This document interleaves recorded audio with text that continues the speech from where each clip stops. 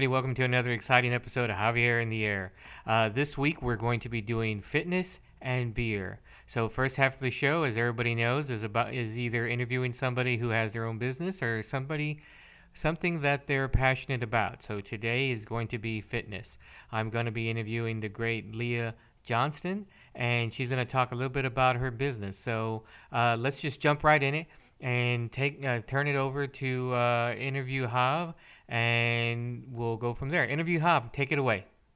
And hey, thanks, podcast Hav. Everybody, this is interview Hav here. I'm here with the great Leah Johnston, Hello. and we are here to talk a little bit about fitness. So, Leah, talk about yourself. Talk about how what the name of your business is, and we'll go from there. Okay. So I've been in the fitness industry in various means for about 10 years. Went to school for it, knew exactly what I wanted to do when I graduated. Um, Hopped around to different gyms and found a nice little boutique gym that I was working for about 7 years. We also worked out of country clubs and we transferred to online when COVID hit. We were able to continue training in that way. But then it did not any longer suit my employer to employ me. So I was let go. And I had already had good experiences with training online, and they let me keep my online clients that I had. So that was great. I was able to kind of get my feet under me still. And I remembered that I had trained a woman very at the beginning of COVID, and I drove my Jeep up there and I had my TRX suspension trainer, my ropes, everything just out of my Jeep. And I love puns. So it was like, man, it was great about being able to keep people fit. And I was like, Jeep, Jeep, Jeep. So my business is Jeeping You Fit. I do online and mobile fitness right now, mostly online, which has been great. And then the mobile part is I come to you. So when the pandemic hit, it was really hard for people to get their hands on fitness equipment, but people wanted to stay healthy. They wanted to make sure that, this was one less thing that could impact them with COVID. But everywhere was sold out. Everything was super expensive, but I had already had a stash of equipment myself. And I was like, I can bring this to people. We can work out outdoors where, we can stay 6 feet apart. I even had masks made. I was lucky enough to find some cleaning products that were commercial grade. So I had all of that at my disposal, and I just ran with it. And it's been great. It's been very nice an outlet to where people still have human interaction, and they're safe in their house. For instance, last couple of weeks I've been feeling under the weather, but I didn't have to worry about getting any of my clients sick, which previously, if you were feeling under the weather, I was like, stay out of my gym. Right, So right. it's been nice to be able to do that. Yeah. Excellent. All right. So, what would you say is the core type of fitness that you offer? What types do you do? And I'm talking types specifically like types of exercises. It doesn't have to be a certain style that people go by. So, what do you do? Right. So I typically like full body movements and working out every muscle group with each workout. So typically the structure that I learned at my last job that I really like is an active warm up and then full body movement and something other than like your usual 3 sets of 10. So I like squats. I try to stay away from burpees. I don't think they're very effective for a lot of things except getting the heart rate up. And there's plenty of other ways to do that. Okay. And a lot of it depends on the equipment that my clients have at their disposal. So currently I have some clients who don't have any equipment. I had most of them purchase some mini bands, some of these Mm-hmm. little elastic bands, within the last couple weeks or so. And so some of them, all they're working with is a pack of these. And they're good for squats. You can use them for rowing, things like that. So it's mostly, I would say, functional fitness, which gets thrown around a lot. Okay. But I've had a lot of experience with kettlebells and things like that. So it just depends on what my clients have. Right. But again, the full body, not really isolating any one small muscle group at a time. That's Okay. kind of what All I right. focus on. Yeah. Excellent. And so then, like, what would somebody, especially because we're still in this lockdown, this horribleness. Yes. Someone comes to you, they're brand new. They say, I've never done any real type of formulaic or any type of habitual workouts. What do you do to like give like an initial assessment of what they can do, and then how do you actually tailor? So thankfully, I've been able to use Zoom for my training, which I think sets apart from the Instagrammers who, put out this one video for everybody. Sure. And then, Joe Schmo on his couch is like, I'm going to try that. And like hurts himself right off the bat. Mm-hmm. So I talk to potential clients and I ask them, workout history, if there is any, kind of what they're looking for as far as short-term and long-term goals. Like, Okay. are you working out because COVID's got you scared that you're gonna, contract it and die, or are you looking to shed a few pounds because you've been Right. snacking too much? And so based on that, I'll choose certain exercises and also equipment. But then what I do is I schedule a one-on-one session with them, at least 3 of those. So they get in their pricing, which is a monthly subscription. They Uh-huh. get their first 3 sessions are one-on-one. And I have a template that has very basic human movement. So like squats, push-ups, some stretches to see what their flexibility is like. I don't really do an actual fitness test. Like sometimes you go to the gym and there's a trainer with a clipboard and they're like, okay, how many push-ups can you do? And they're like, I've never done a push-up in my life. Like, why? This is humiliating. And Sure. so what my approach is okay, we're going to do some movements. I'm going to be able to watch you exclusively because you're the only person in this Zoom session. And I'll give you feedback and you can tell me if it hurts. You can, all of that. And then based on how they recover from that workout, like were they really sore? Were they not sore at all? Then I will either increase or decrease the intensity and do another set of exercises, the second Zoom session. Sure. And then the third one, there's this move, I think you're probably familiar with it, the Turkish get up, that I like to use in my training, but it's got a lot of steps. So the third session, I teach them how to do the Turkish get up and a few other kind of unique things that I do in my training that might not be very familiar, like the different ways to squat, if they have the equipment to do so, different ways to do rows, things like that. So they get that one-on-one attention for the first few sessions, and they can continue to do so. But then I try to transition them into my small group training, which is anywhere, they might be the only person, but there can also be probably up to 5 people in this session, and they all work off the same template, but at the beginning of the session I check in, like, hey, how are our bodies feeling this morning? Like, who slept weird on their neck last night, and how do I need to change the workout for you? So I have a basic template. It might be intervals, it might be an every minute on the minute, it might be a density circuit to see how many rounds you can get in a specific amount of time. But depending on equipment and injuries or weird allergy stuff, I'll tell each person what they're going to do at a specific time. So everyone's kind of working on the same time scheme. I try to use a timer. That way no one's behind, no one's ahead. We're all on the same page, but you might be doing something a little bit different based on your body and your goals. Excellent. Excellent. Yeah, that makes a lot of sense. You definitely want to modify according to how the people feel and how they are as far as their, pain level, as far as their agility level and that sort of thing. So you're using Zoom, which is good. And I see you have your setup, which is really great for being able to, step back and do the exercise. Plus the room is nice. I like the lights. And before we go any further, what is that moving? Is that like an Elvis clock on the or wall? What is that? It is. Yes, it's Elvis. I've had it since my 13th birthday. Love Elvis. You can see the picture of him here on the wall. Yes, I did see. That's why it led me to believe that was him doing the clock. Okay. Yeah, there's a slight shrine-esque thing in the living room. Uh-huh, uh-huh. So yeah, I love me some Elvis, but I've had that clock since I was 13. That's So excellent. yeah. So okay, so back to the setup. So you have your setup perfect for a trainer so that they can see you and you can do the movements and provide all that kind of feedback. So Hmm.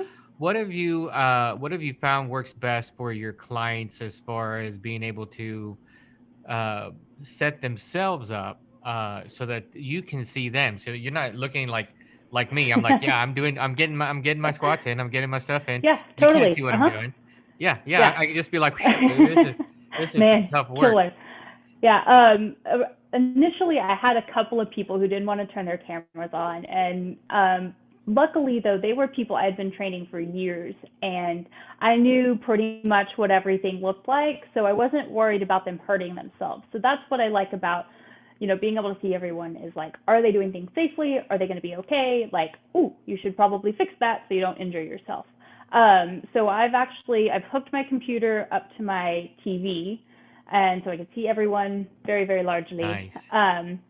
And then I'll usually demo and Hmm. give kind of a rundown of what we're going to do before I have the clients do it. So I'll kind of, for example, if we're doing a density circuit with 5 exercises, I'll demo all 5 exercises. And at that time is when I give people their modifications if they need them. I say, Chad, you're going to be doing this instead, and then Julia, you've got this. And I show them how to do that. And then I'll start the timer and I'll go through a few reps of each exercise with them so they can remember this is the name of the exercise, this is what it should look like, and am I doing it correctly? Right. Because most of them have just me on their screen. They don't have the multiple windows open because they won't be able to see me. And which is also what I tell people too, because they're worried about other people seeing them or seeing their house or Right. what have Right. you. And I'm like, no one's paying attention to you. Don't worry about it. Like, it's okay. I promise. Okay. Everyone wants to be able to see what the exercise should look like, and then also maybe themselves. If they don't have a mirror, they'll have their Right. screen on there too. But yeah, a good demo, some audible cues, and then watching and giving feedback is the best way to kind of get the best for everyone, I think. Excellent, excellent. And so let's talk a little bit about intensity. So there's kind of a lot of people out there, and they're of a split mind where as high intensity is the way to go, and other people are low intensity is the way to go. I myself prefer more about I guess a kind of a high intensity, depending on the amount of time that you have. So a lot of Right. people are like, I only have 5 or 10 minutes a day that I can do something. And I saw that you also have like a little 30-minute I type do. Yes. thing that you have set up so that for people that are lunchtime or something like that, Lunch right? with Leah. Yes. That's right, lunch with Leah, and so then you have a 30-minute thing. So intensity is kicked around a lot. So I mean, Hmm. so what would you feel is the best way to either describe or to use the shortest amount of time, like your 30 minutes, like so that people can get an intense workout and what intensity means to you? Because a lot of people that means like, oh, does that mean I have to do 30 minutes of burpees? Because that's really intense, and it's like, well, no, that's not necessarily what intensity can mean. So, just describe it real quick for our viewers as to what that means for you and how would you go about like your 30-minute workout. Okay, so with intensity, you're right. It does get thrown around a lot. I personally, I think it's really intense when I lift something very heavy, like 3 times. And a lot of my clients, though, do not have access to that kind of weights, and it's expensive to try to buy heavier weights. Sure. So a lot of what I do, the reason I use a timer also is to keep the momentum going because it's easy to get caught up in a conversation, especially if there's just one client in the session, Hmm. talk about your day, talk about the kids or whatever. But the timer keeps everyone going. And I always try to give varying intensities of a certain exercise. So for my clients who have the goals of building lean muscle, I say, okay, and if they have the equipment to grab a heavier weight, I say, okay, heavier weight, you're going to do 5 reps. but the mom who's at home and just wants to get her heart rate up, I'm like, okay, don't even use a weight and try to get in 12 reps. So I usually work with a range of rep numbers and things like that, but also within the strength exercises, I stick in like mountain climbers or kettlebell Nice, swings or nice. jumping jacks, something like that, Yep. but very rarely burpees. Um, and so there's always a little something in there to keep the heart rate up. Several of my clients have a MyZone heart rate monitor, and Okay. they can see the intensity of the workout, and it's so cool. You can connect to your friends on it, and you can see Nice. like people's heart rates on their workouts. It's kind of Sure. like Orange Theory Yep. in that respect. Mm-hmm. And so, looking at my clients' results from their workouts, I can kind of see what the intensity was like for them without having to like ask them. Also, reading people during the workout. But as far as like um, an exact desired intensity, I'll try to push clients as much as I can, but I Mm-hmm. know there are days where that's not the best for them. So, client says, "Hey, cedar fever is kicking my butt today." I said, Yep. "All right, Yep. well, just try to move, drink a lot of water, and, come back better next time." But with the 30-minute session, the lunch with Leah, that is usually pretty much nonstop because I know these people are busy. It's always a body weight workout as well, so you don't have to prepare anything. Like Mm-hmm. you just turn on Instagram. I don't know why I did a TV remote, but whatever. You turn on Instagram, you go to the live workout, and there it is streaming. Yep. There's at least 20 of them already compiled on the IGTV part of my page. Excellent. And it's great because I do it too, and people can see that I'm a normal person. I have a hard time talking sometimes because I'm breathing too hard. And Nice. so I always try to be realistic with my clients and be like, look, I know you want some wine. That's cool. Have some beer. That's Sure. fine. Sure. And I like everything in moderation. And so that's also with keeping it real on the workouts. Like, watch me die. It's fun. Yeah. Right. Nice. Yeah. Nice. Yeah. Okay. So let's go a little bit towards the let's talk a little bit about nutrition. So again, in the fitness industry, ties in heavily with nutrition industry, and they try to Absolutely. always, you know, what I see a lot is like I just saw an article this morning kind of beginning to start debunking the whole keto diet Mm. type of thing, and how it's again, it's not everything in small amounts like you're talking about, nothing in Yeah. moderation, nothing extreme, and the keto is kind of extreme when it starts trying to do high protein low carb type of thing. So Yeah. if do you also offer anything like nutritional advice, or do you program or anything like that? So it's mostly nutritional advice. Um, in the fitness industry, you'll see a lot of trainers who are like, try this diet plan, but the actual training certification doesn't cover specific dietary plans for people. So unless you're Hmm. a certified nutritionist Right. or someone who has training in that, a certification in that, Sure. you're not actually supposed to do that. I don't have my nutrition certification yet, so I don't write a specific meal plan. Um, but as far as nutritional advice, people be like, well, what have you heard about keto, this and that? I have seen people lose lots of weight with keto, and I do kind of worry about the long term effects, with it being higher in fat, things like that. Hmm. And I think kind of thankfully, it's not always that sustainable over time. So they might not be able to stick with it long enough to do any arterial damage or anything like that. Right. I think as a short term weight loss, it's probably great for like a certain event, but you might likely gain back that weight. Um, my usually what I'll suggest for people as far as being able to lose weight and still enjoy the things they love is Hmm. intermittent fasting. That's what I do. That's That is good. actually, yeah, that's actually what I think is the most sustainable over time, the most realistic, and the way to get in still the things that you like.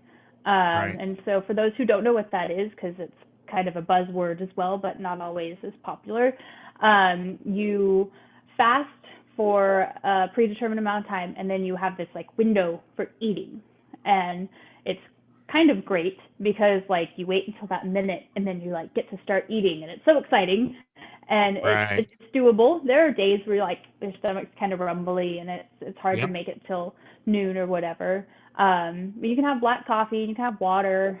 I like cold brew coffee. It's a little bit easier for me to stomach, literally and taste wise. Yeah. So I make my own cold brew, and Oh, I'll nice. sip on that. Yeah, it's super easy. You just use regular coffee grounds in this like pouch and put it in the water and in the fridge. Huh. Super Excellent. easy. Yeah. I've never made it homemade. I usually buy I think it's called Stoke, STOK Oh with the yeah, yeah, little umlaut over there. That yeah. one's I've seen that that's one. pretty good. That's pretty good stuff. Yes. So, excellent. Okay, well that Yeah, makes I a lot used of to sense. buy chameleon in the box. Yeah. Yep, Chameleon's good too. So, yeah, Yeah. I've been drinking a lot of that and I do the intermittent fasting. I've been doing that 2 days a week actually since COVID dropped. And Yeah. that has helped me drop a lot of weight. I feel definitely increase with other types of exercise and then nutrition as well. Mhm. But the intermittent fasting definitely is a good way to go. So that's excellent. That's great. All right, Yeah. so let's see. I think we pretty much hit everything. Question for you: what would you say is the your favorite piece of equipment to use? I am definitely a kettlebell Yeah. from yeah. I it's just so versatile.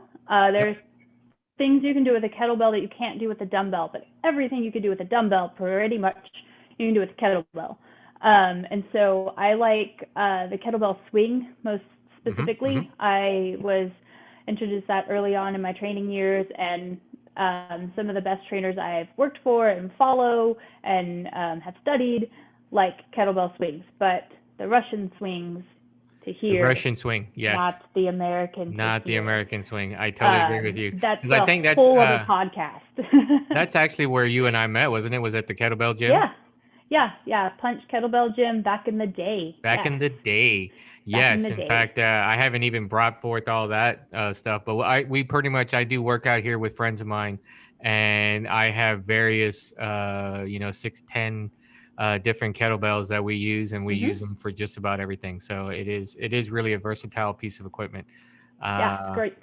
Really cool. Okay, so then what is your favorite, besides the Turkish getup, what is your favorite, let's see, let's body weight movement as far as Ooh. interesting or fun or anything like that? What do you like? I like bear crawls. Nice, nice. Yeah, clients hate them, and I don't know why I like them. They're just you just feel I can feel it in my core. I can feel it in my shoulders. I feel it in my Mm-hmm. legs. And also, fun fact, being in contact with the ground with your body. So like Uh-huh. working out barefoot, for example, that connection with your nervous system to the Uh-huh. ground is actually quite beneficial. So my clients kind of spend some time on the ground. Like I don't have them do rolling as much anymore, Right. but crawling and different types of core exercises on their backs and things like that to where they're making contact with the ground and the Turkish get up. Um, those are all important, especially as we get older. Sure. That's another reason why I like the Turkish get up, and I Mm-hmm. have clients, so I'll stagger like an exercise on your feet and then exercise on the ground, exercise on your feet. They're Excellent. like, it would be easier if we just stayed up and then went down. And I was like, oh, Yeah, I I know. would. Yeah, I would. That's I that's know. part of the whole thing. Yeah, That is great. Okay, so yeah. we're gonna go away from exercise right now. I have two Mhm. questions I'd like to ask my the people that I interview for my podcast.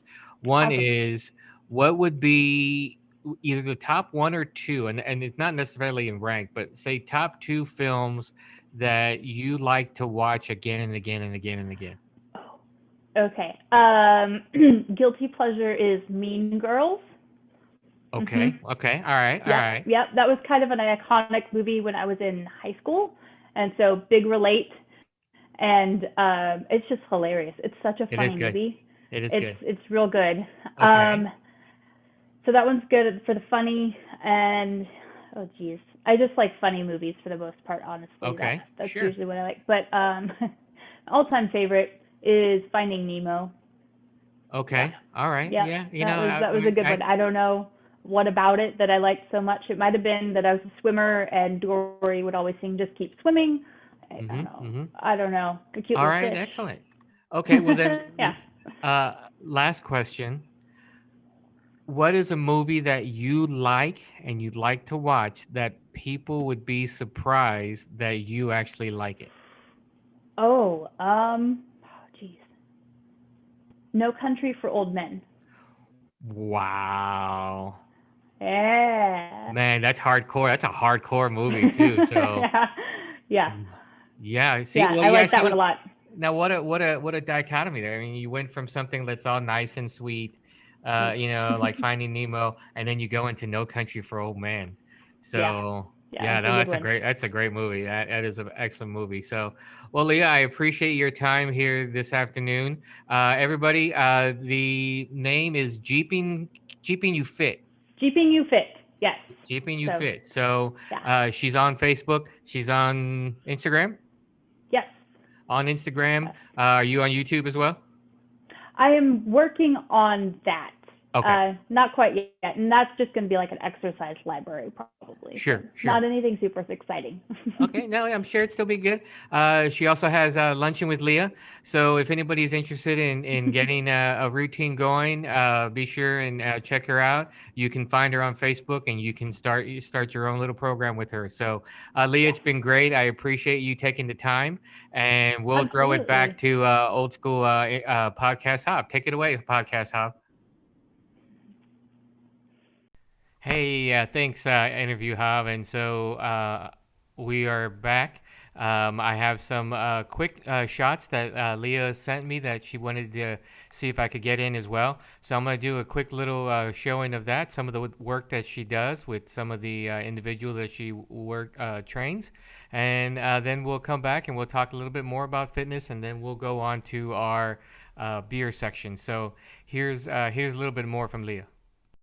All right, so here's a little bit more about Jeeping You Fit and the different training options that Leah offers to you, the consumer. So there's different things. I mean, she has the outdoor one, which we'll see a little picture of here, her online work that we talked about, and then she also does in-home.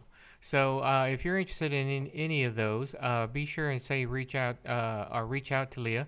And if you want, you can let her know that you saw her on my show. Not that it's going to give you anything extra, but that's I think that'd be pretty cool anyway. And then we'll go from there. So there's another shot of her um, doing the exercises there. And then this is something really cool with the movie that I saw that she sent me. I'm not sure exactly what they're doing here, but I thought it was pretty cool anyway. So yeah, there you go. Okay, well, it looks like I need to do a little bit extra learning coursework on my voiceover. It was a little out of key for that last little bit there of that little movie that Leah sent me. But anyway, Leah, if you want to comment in the below comment section of my podcast and let me know exactly what y'all were doing with those look like giant dice. That'd be really cool because I'm sure my viewers and I of course would like to know what that was. So okay, so what I'm gonna do now is I'm gonna do a cutaway, and then I'm gonna come back to me, and we're gonna talk a little bit about beer. But before I get to that, if anybody has any questions about fitness or concerned about fitness and want to ask some of the experts, like Leah, I can certainly get you in contact with her. I can answer some questions myself. I'm not really certified in some of the exercises, some of the movements, some of the out there, rhymes with boss fit type things anymore, but I used to. I can certainly answer any questions that I'm able to. If not, I can pass it on to certainly one or more of the experts that I've been talking to over the years with that. So let's do a quick cutaway, and when I come back, I will be talking about a beer, if not two. So let's see what I have, okay? Great. Okay, and I'm back. All right, so I had to go out and into the garage and see what I was going to talk about today. Now, this one was actually sent to me by my good friend Candace. Candace, who has been part of the panels, and you've seen her in season one, and you'll see her again in season two. Um, we did a beer exchange, and I sent her some beers that you could only really find here in Texas so far, and she sent me some from her favorite places in Colorado. So this one is actually called Long Snacks. Long Snacks, there it is. Long Snacks. And so this is brought to you by Peculiar Ales Brewery out of Windsor, Colorado. So those guys just opened up during the COVID, if you can imagine. So they opened in 2020 and in downtown Windsor. It's from my understanding, not a big town.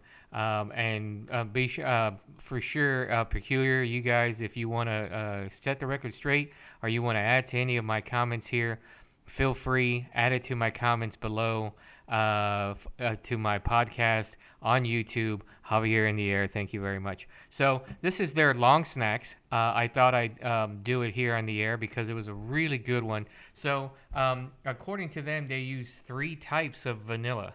Let me see if I can call it up here real quick. Vanilla, more vanilla, and then a touch more vanilla. They use three varieties of vanilla: Papua New Guinea, Madagascar, and Tahitian to give this full-bodied imperial milk stout an even creamier taste and mouth feel. Cherry tobacco, leather chocolate, and light floral notes uh, leap out of the glass. I think they meant leather and chocolate, but there was no comma there, so I'm going with leather chocolate, which is some new term that I just coined, patent pending. Thank you very much. Let's give it a shot. This is a 11% ABV, so it's gonna hit you where you wanted to hit.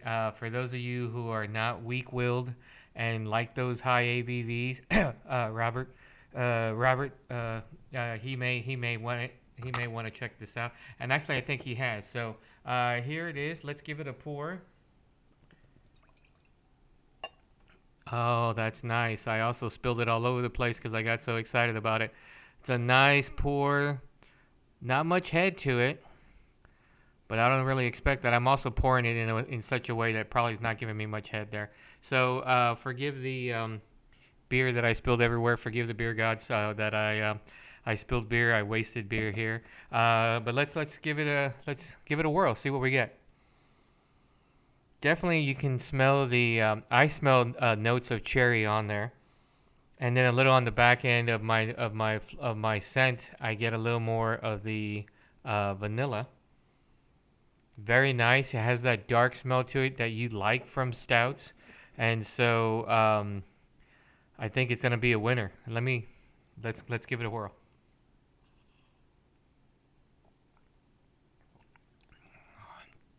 Oh, sweet Hawk McGandy. Let me tell you something. This is really really good.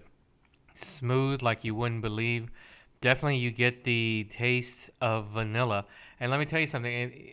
I've had lots of vanilla before in various different things.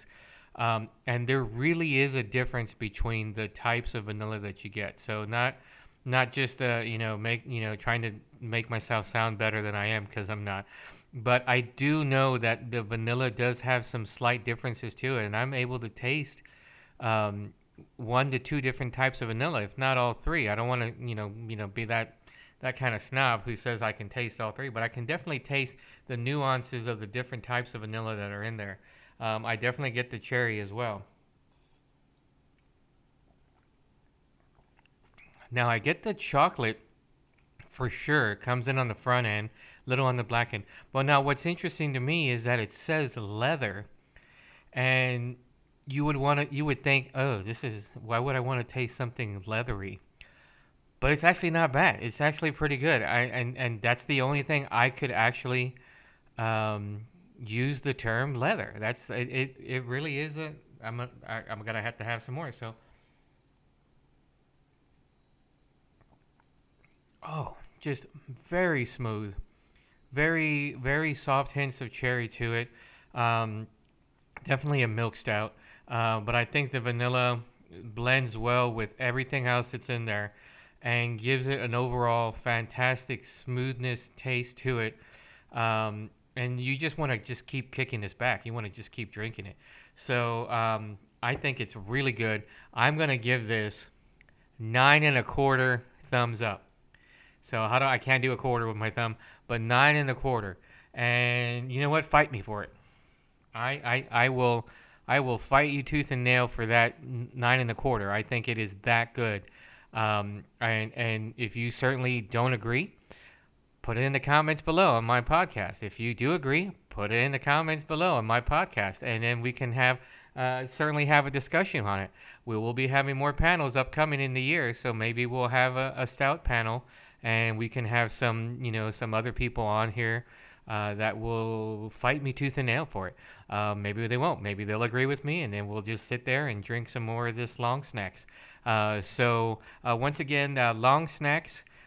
Peculiar Ale out of Windsor, Colorado. Thanks to Candace for sending this to me. It's fantastic. Thank you guys at Peculiar Ales for making this for me. I think it's great. If it's not already a winner for you guys, it will be. And if you have a chance, go out to your local bottle shop, like the one I always go to, otherwise known as the Brewtique, out here on Cypress Creek, or go to one that's close to you and ask for it by name, Long Snacks. So if you don't have a chance to go to Windsor, I don't know where else it may be available. I haven't been doing much traveling and haven't been doing much brewery hopping because of the COVID. So I'll see if I can find out some more information. But anyway, that is my beer for today.